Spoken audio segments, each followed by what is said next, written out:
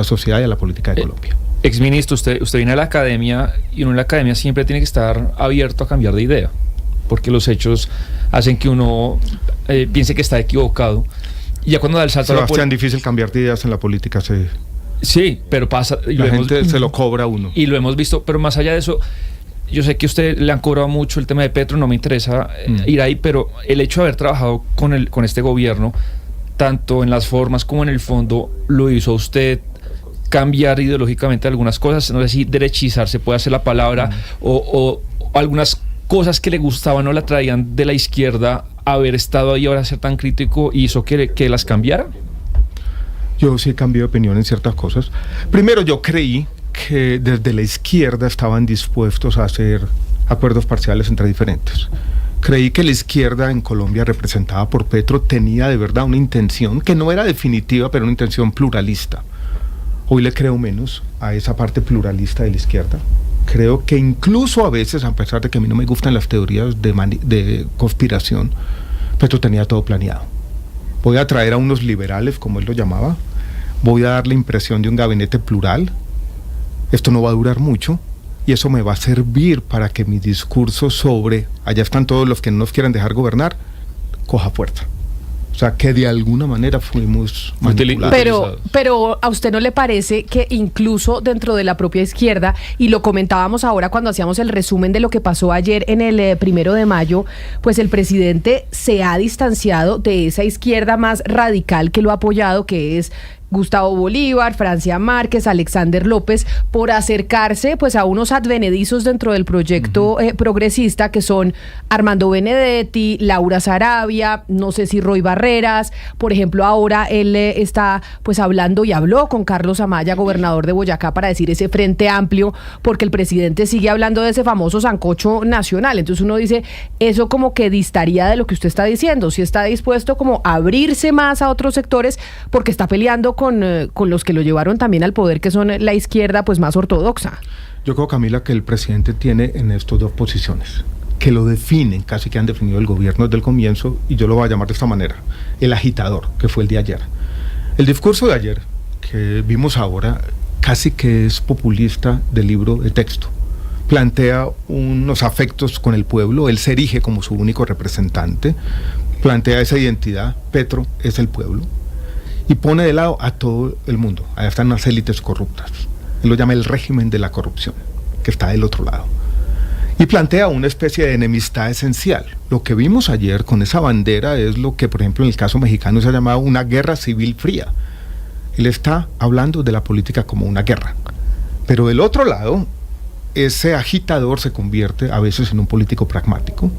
Y por esa razón sus ministros del Interior han sido políticos de carrera. Empezó con Prada, siguió con Velasco, después tuvo a Cristo y ahora está con Benedetti. Y él los utiliza como operadores políticos, pero ideológicamente, y esa fue mi experiencia, no está dispuesto a cambiar. En el fondo, ese gabinete primero se rompe porque había un engaño permanente. Nos invitaban a unos consejos de ministros, presentábamos una serie de recomendaciones, no se incluía ni una. Era una especie de simulacro de pluralismo que nunca existió. Y ese es Petro. Es el agitador permanente, pero que a veces funge también de político pragmático e invita a la clase política tradicional a que sean operadores políticos, no a que aporten ideas. Y hablando de pragmatismo y de operadores políticos, hablemos entonces de esos miembros del santismo que también están acompañando ese proyecto del presidente Gustavo Petro, porque usted pues trabajó también en el gobierno de Juan Manuel Santos, y usted mencionó a Juan Fernando Cristo, mencionemos a Roy Barreras, que acaba de renunciar como embajador, Alfonso Prada, que también está en el gobierno del presidente Gustavo Petro, bueno, el propio Armando Benedetti. ¿El santismo en dónde se va a ubicar? ¿Entra dentro del centro que usted está planteando con Sergio Fajardo, Claudia López y bueno, los que están ahí, o dónde va a estar Cristo y el resto? No hay un solo santismo, Camila. O sea, creemos que el presidente Santos no creo que vaya a tomar una decisión. Yo lo veo distanciándose a él cada vez más del presidente Petro. Las declaraciones que dio esta semana fueron muy duras, donde él dijo, él se inventó las disidencias, básicamente acabó con la posibilidad de paz en Colombia. Yo no veo al expresidente Juan Manuel Santos apoyando a Petro. Lo que pasa es que el santismo, que es cualquier persona que haya trabajado con Santos, ahí hay una coherencia ideológica, hay una unión, hay algunos que van a estar con Petro, hay algunos que van a estar en el centro, hay otros que van a estar en la derecha probablemente. Entonces, el santismo está roto en 1000 pedazos. Exministro, usted dice que el presidente Gustavo Petro seguramente, o más bien tenía planeado todo lo que está pasando, y usted inicialmente, pues cuando estuvo ahí, creyó en una causa política, pero hoy, ya afuera, ¿usted se arrepiente de haber sido ministro del presidente Gustavo Petro? Yo me arrepiento en el sentido de que yo creí en esa promesa de un gabinete plural, que creo que no era una promesa genuina. Pero yo creo que había un tema en su momento, y es qué representa Petro, porque es que los análisis estos que estamos haciendo es como si Petro vaya a ser una especie de paréntesis. Petro representaba a mucha gente que no creía ni en el Estado ni en la democracia colombiana, y que con Petro había vuelto a creer. Y yo creo que cualquier demócrata tiene que tener en cuenta eso, y despreciar completamente eso, yo no creo que sea una buena idea política, y lo voy a poner de esta manera, políticamente. Petro ha hecho un muy mal gobierno. Pero eso no significa que todos los elementos del discurso de Petro estén equivocados. Hay muchas de las cosas que él ha dicho, muchos de los diagnósticos que ha hecho de Colombia que siguen siendo relevantes, y que si quienes queremos estar en la política los desechamos completamente, vamos a perder el año. Pero entonces, mire, exministro Gaviria, usted que se ubica en el centro, que dice que el centro es muy variado aquí en Colombia, ¿el centro qué representa? Ya nos dijo que representa el presidente Gustavo Petro, que montó su campaña desde la izquierda con miras al 2026 en la consulta popular. Ese es el tema trascendental de la izquierda. La derecha, digamos, un poco representada en Vicky Dávila, Germán Vargas Lleras, en ese antipetrismo. Es decir, no queremos que seamos Venezuela, pintar a Gustavo Petro como un Chávez y decir todo lo que huela a Petro es lo que nosotros queremos cambiar. Eso es, así se identifica la derecha. ¿Y el centro qué representa? Porque en esta época de redes sociales, en donde la polarización es lo que gana en política, el centro se desdibuja.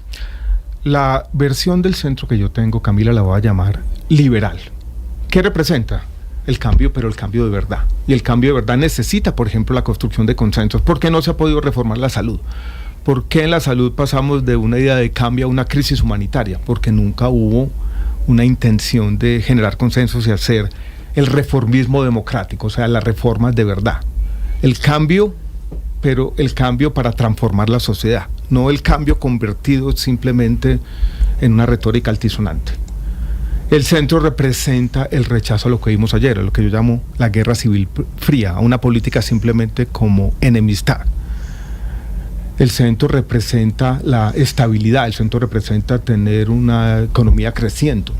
El centro representa también la capacidad de entender los matices. Vamos al tema de la seguridad.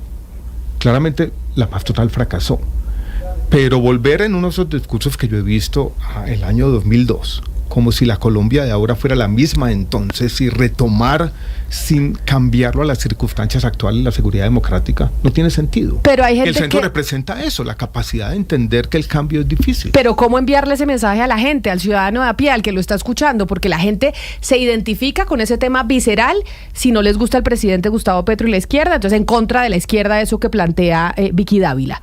Pero también hay gente que se identifica